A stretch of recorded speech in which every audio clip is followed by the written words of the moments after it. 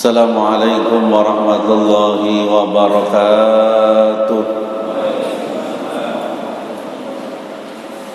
Bismillah walhamdulillah, wassalatu wassalamu ala rasulillah Sayyidina Muhammad ibn Abdillah wa ala alihi wa sahbihi wa mawala.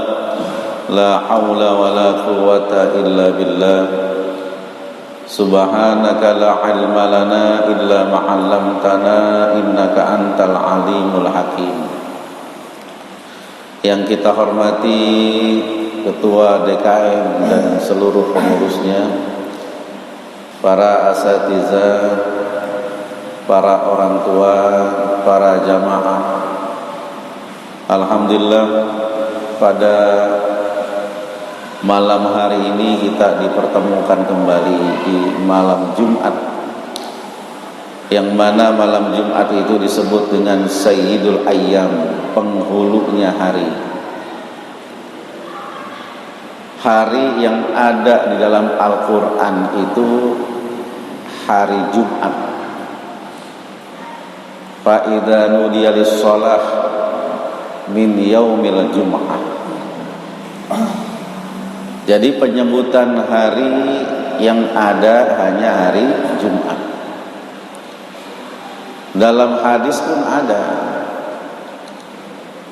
man mata yaumal jum'ah, gitu ya. Siapa orang yang mati pada hari Jumat, illa saqahullah min adzabil qabri, enggak ada didapatinya azab kubur. Jadi Jumat ini luar biasa. Sampai tercipta, dibikin Nabi Adam hari Jumat, diturunin hari Jumat, kiamat juga terjadi pada hari Jumat. Bahkan Rasulullah SAW nikah pada hari Jumat.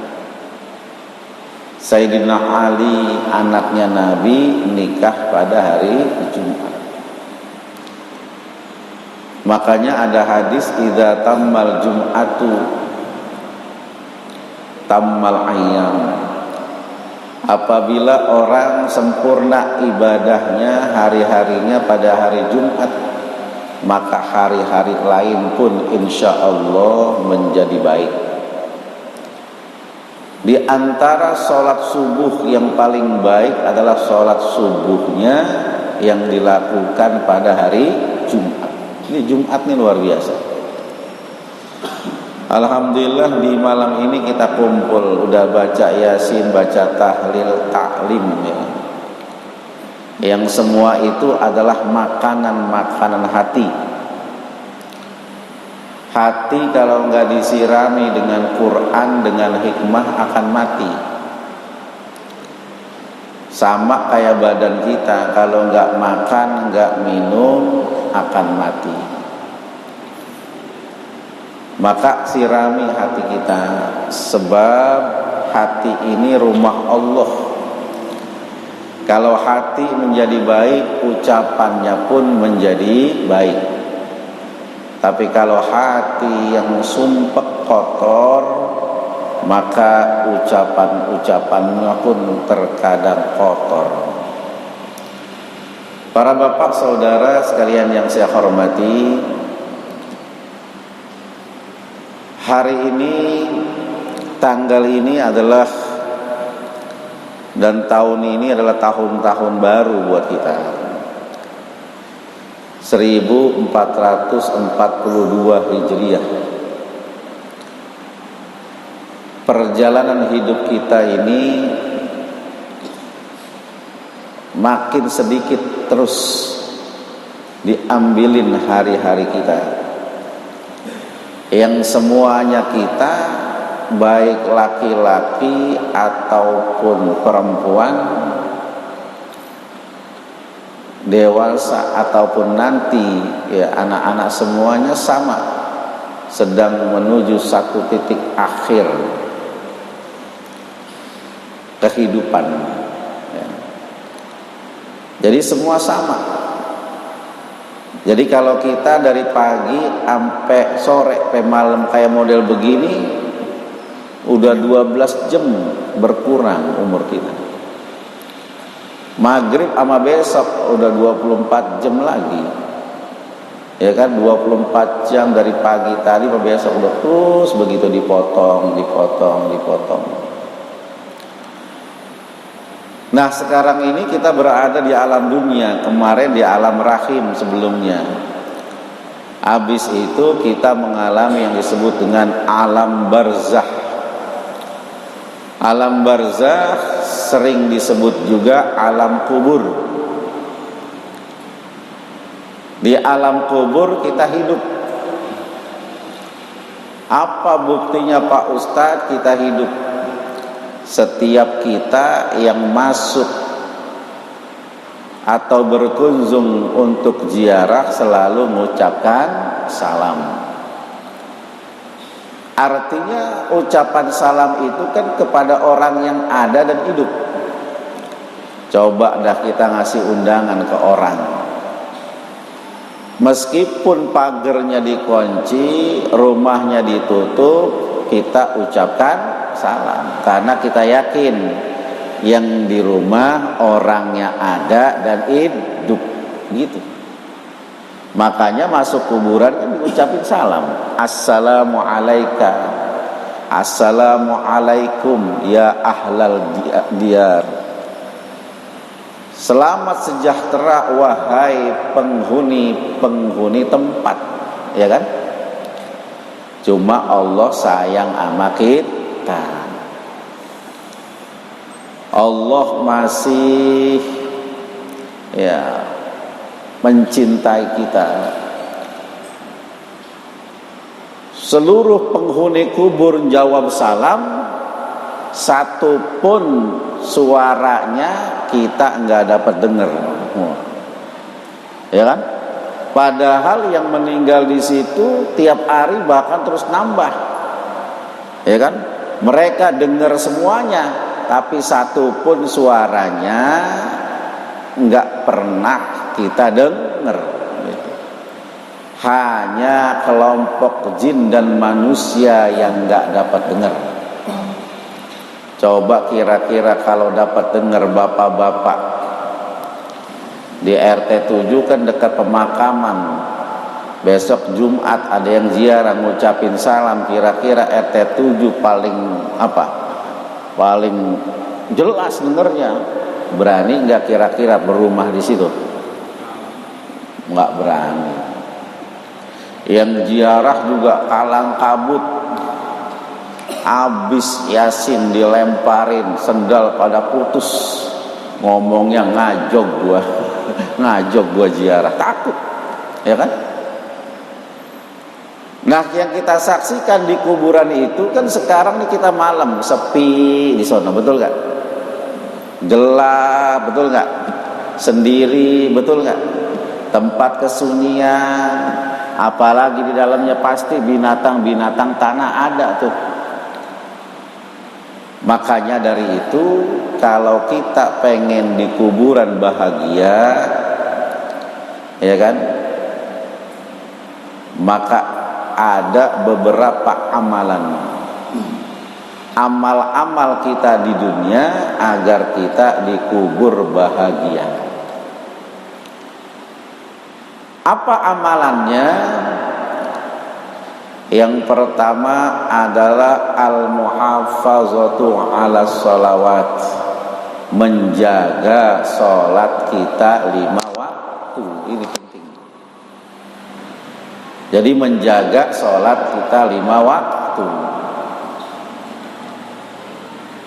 Jadi kalau kita sholat itu ada asap putih, Pak, cuma kita nggak lihat. Yang bagaimana asap putih itu yang sholatnya baik, rukuknya, sujudnya sampai awal sampai akhir baik, nanti dia laporan kepada Allah Subhanahu wa ta'ala, ya Allah, saya sholat orang itu, sholatnya baik ya Allah, gitu. Kalau orang sholatnya jelek, Asal-asalan sholatnya, asapnya yang naik hitam tuh. Ya Allah, saya sholat orang itu, saya disia-siain. Maka dari itu tiap kita harus menjaga sholat. Istri sholat, anak sholat, serumah sholat. Ada aki-aki mau sholat subuh, jalanan becek abis hujan, kepleset jatuh, baju yang dipakainya pada belabud. Tahu belabud Pak? Pada kotor. Bininya baru ngonciin pintu, nenek-nenek, balik ketok-tok pintu. Nek, laki kok balik lagi? Iya, ini baju pada kotor, mau ganti baju, mau sholat jamaah. Kata nenek-nenek, udah Ki sholat sini aja. Ya, oga ganti baju lagi yang putih lagi, sama baju jubah putih gitu, karena menghadap Allah Subhanahu wa taala dengan sempurna. Di tengah jalan jatuh lagi, bajunya belabud lagi, nggak tanggung-tanggung, kotor awis. Bininya baru tutup pintu, tok tok tok, nek jatuh lagi aki nek. Tuh kan nenek bilang udah tua sholat di rumah aja, ini kan begini repot, udah 2 baju tuh, ya kan. Udah nggak mau gua, balik lagi, bajunya sama, yang putih lagi pakai, kepleset lagi. Sebelum jatuh ditangkep sama anak muda, dibopong, ayo Ki, didiriin lagi, sampailah ke masjid sholat. Aki-aki sholat rapi berjamaah, anak muda itu nggak sholat, duduk depan masjid. Aki-aki kenanya, tong lu kagak sholat tong? Saya mah nggak sholat Ki, saya kan bukan bangsa manusia, saya mah iblis. Lah, kok lu iblis nolongin gua, nganterin gua lagi ke masjid begini? Lalu iblis ngomong, tadi aki jatuh mau sholat, itu saya yang jegal, saya yang jatuhin, ya, supaya aki nggak jadi sholat, ya kan? Karena asbab aki jatuh, sekeluarga aki semua dosa-dosanya diampunin. Terus gua jatuh yang kedua, lu lagi? Iya, saya lagi, ya kan? Karena kalau aki jatuh yang kedua itu pahalanya lebih besar. Aki diampunin, keluarga diampunin, tetangga-tetangga semua diampunin. Nah, makanya aki pas mau jatuh ketiga saya tahan, karena saya nggak mau aki dapat pahala yang lebih besar lagi. Udah diampunin, keluarganya diampunin, tetangganya diampunin, diberkahi hidupnya, maka itu saya kagak mau tuh. Maka saya cegah aki supaya enggak jatuh yang ketiga. Jadi di dunia aja sholat itu belain Pak, apalagi di alam kubur itu. Alhamdulillah kita bisa sholat terus jamaah, alhamdulillah. Karena orang sholat macem-macem. Ada orang yang sholat, habis sholat jalan dah pergi langsung. Ada orang yang sholat rawatibnya dikerjain, cakep ini. Ada orang yang sholat wajibnya kagak, sholat sunnah doang dikerjain. Ada yang begitu. Terutama sholat duha, ada yang begitu, karena pengen rezekinya lancar. Ada yang begitu. Tuh orang-orang yang kayak model begitu tuh Pak. Kalau sholat sunnah kan ibarat cuma penambah dia, penambal, ibarat pakaian cuma dasi. Sementara sholat wajib itu pakaian, celana dan baju. Jadi kalau dia sholat duha doang, wajibnya kagak, sama aja orang pakai dasi nggak pakai celana, kan nggak bagus gitu, jelek banget.